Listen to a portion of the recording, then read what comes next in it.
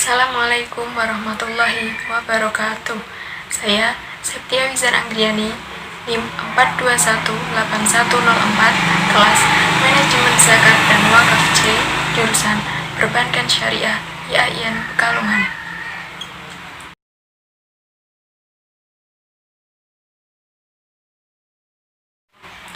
Yaitu fakir, miskin, amil, mu'alafatu qulubuhum, rikob, korimin, fisabilillah, dan ibnu sabil. Yang pertama fakir. Fakir adalah orang yang tidak mempunyai harta dan pendapatan yang cukup. Yang kedua miskin. Miskin adalah orang yang mempunyai pendapatan tetapi tidak cukup untuk memenuhi kebutuhan hidupnya selama 1 tahun. Nah, dua kategori asnaf tersebut memiliki kriteria. Yang pertama, orang yang sudah cukup usia nikah dan ingin menikah tetapi tidak memiliki biaya nikah. Yang kedua, pelajar atau kategori lainnya yang tidak memiliki biaya pendidikan. Yang ketiga, orang yang tidak mampu bekerja. Yang keempat, orang yang belum mendapatkan pekerjaan yang tetap dan layak sesuai dengan muruahnya. Yang kelima, karyawan atau pegawai di instansi pemerintah atau swasta yang mendapat penghasilan tetapi tidak cukup untuk memenuhi kebutuhan hidupnya selama 1 tahun. Yang keenam, ahlul bait yang tidak mendapatkan haknya dari baitul mal. Dan yang ketujuh, suami yang memiliki pendapatan tetapi tidak cukup untuk memenuhi kebutuhan keluarganya. Maka dari itu, bagian dari istri dapat disalurkan kepada suami. Nah, para ulama memberikan pendapatnya tentang standar kecukupan, yaitu memenuhi kebutuhan hidupnya seumur hidup, memenuhi kebutuhan hidup selama 1 tahun, dan sesuai dengan nominal yang dibutuhkan.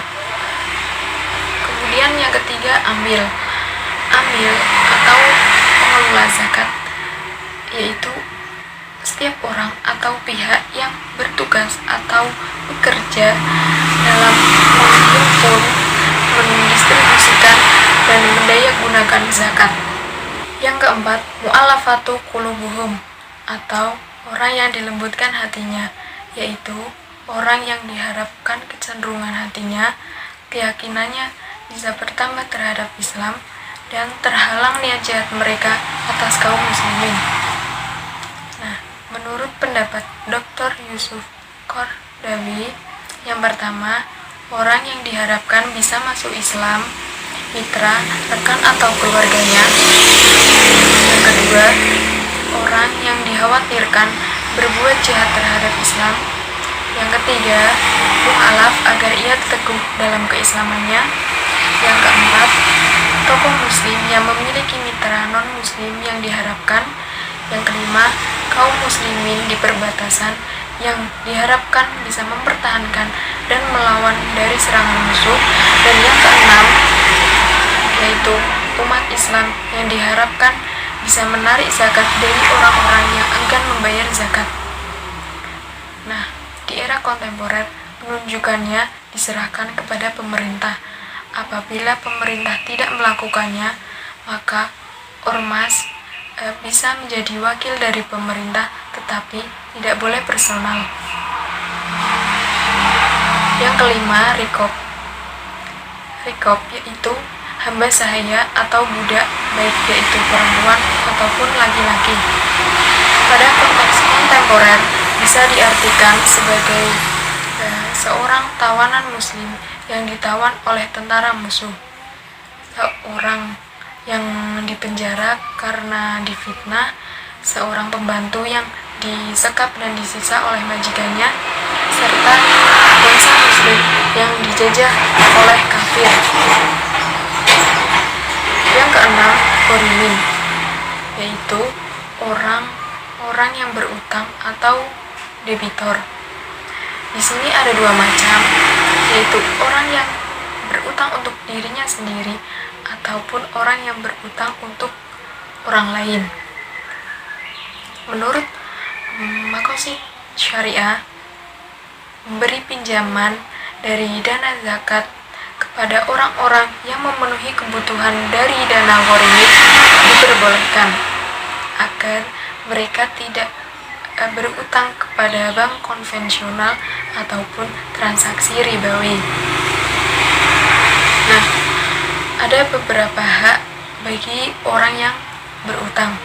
Yang pertama, orang yang berutang untuk kepentingan diri sendiri diberikan sejumlah pokok utang agar ia dapat melunasi utangnya. Yang kedua, oleh karenanya apabila kreditornya mengikhlaskan atau dilunasi oleh pihak lain, maka ia wajib mengembalikan zakat yang sudah diterimanya. Yang ketiga, keadilan Islam terhadap orang yang berutang. Yang keempat, Islam mengajarkan bagi setiap muslim agar hidup sederhana. Yang kelima, apabila terdesak kebutuhan, maka diperbolehkan berutang. Yang keenam, apabila tidak mampu membayar utang, maka dibantu dana zakat. Yang ketujuh, fisabilillah. Fisabilillah mana asalnya adalah jihad qital atau perang fisik, sedangkan makna kontemporernya yaitu sebagai suatu aktivitas yang ditujukan untuk perjuangan di jalan Allah, seperti dakwah, mengelola sarana dakwah seperti masjid, sekolah, dan majelis taklim. Kemudian yang terakhir, yang kedelapan, yaitu Ibnu Sabil. Ibnu Sabil adalah orang yang kehabisan bekal dalam melakukan perjalanan taat, bukan untuk perjalanan maksiat, dan diperkirakan tidak mencapai tujuan apabila tidak dibantu zakat. Nah, ada beberapa kriteria Ibnu Sabil. Yang pertama, memerlukan biaya untuk kembali ke kampung halamannya. Yang kedua, bukan untuk perjalanan yang maksiat. Yang ketiga, tidak menemukan orang lain untuk bisa membantunya.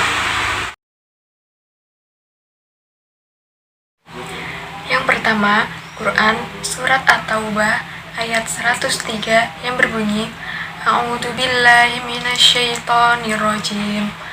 Khudh min amwalihim shadaqatan tutahhiruhum wa tunakkihim biha wa shalli 'alaihim inna sholataka sakanul lahum wallahu sami'un 'alim. Yang artinya, ambillah zakat dari sebagian harta mereka. Dengan zakat itu kamu membersihkan dan mensucikan mereka, dan berdoalah untuk mereka. Sesungguhnya doa kamu itu menjadi ketenteraman jiwa bagi mereka, dan Allah Maha mendengar lagi Maha mengetahui. Yang kedua, Quran Surat Al-Baqarah ayat 43 yang berbunyi, A'udzubillahi minasyaitonirrajim. Bismillahirrahmanirrahim. Wa'aqimus sholata wa atuz zakata warka'u ma'ar raki'in. Yang artinya, dirikanlah sholat, tunaikanlah zakat, dan rukuklah bersama dengan orang-orang yang rukuk.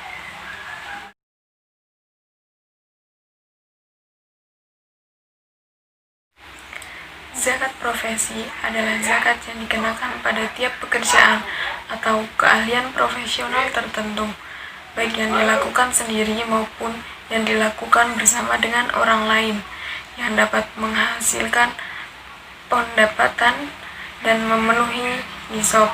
Nisabnya yaitu sebesar 653 kg gabah atau 524 kg beras yang dikeluarkan tiap kali mendapat penghasilan. Zakat perusahaan adalah zakat yang dikenakan atas sebuah perusahaan yang melakukan usahanya, dapat bertindak sebagai hukum, memiliki hak dan kewajiban, serta dapat memiliki kekayaan sendiri. Besoknya yaitu sebesar 85 gram emas dan dikeluarkan apabila sudah mencapai 1 tahun haul. Potensi zakat di Indonesia sangatlah besar, yaitu sebesar 233,84 triliun, dan ini berasal dari beberapa sumber, seperti antara lain zakat pertanian yaitu sebesar 19,79 triliun, zakat peternakan sebesar 9,51 triliun, zakat uang sebesar 58,76 triliun, zakat penghasilan sebesar 139,7 triliun, dan yang terakhir zakat perusahaan yaitu sebesar 6,71 triliun. Namun, realisasi zakat di Indonesia masih tergolong sangat kecil.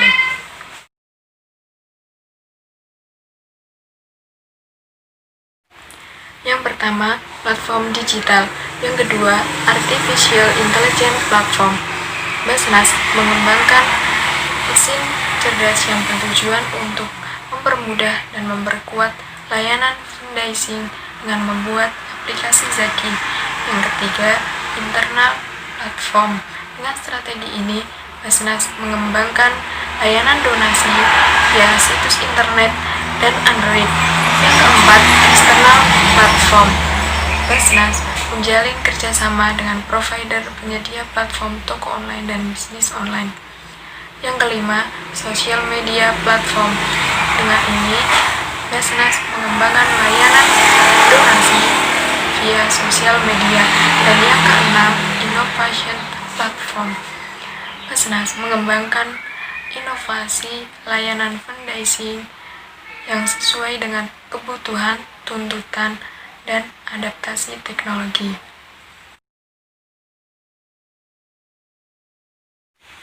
Berdasarkan Undang-Undang Nomor 23 Tahun 2011 Pasal 2, pemerintah membentuk Basnas untuk menyelenggarakan pengelolaan zakat. Basnas sebagaimana dimaksud pada ayat 1 berkedudukan di ibu kota negara. Basnas sebagaimana dimaksud pada ayat 1 merupakan lembaga pemerintah non-struktural yang bersifat mandiri dan bertanggung jawab kepada Presiden melalui Menteri.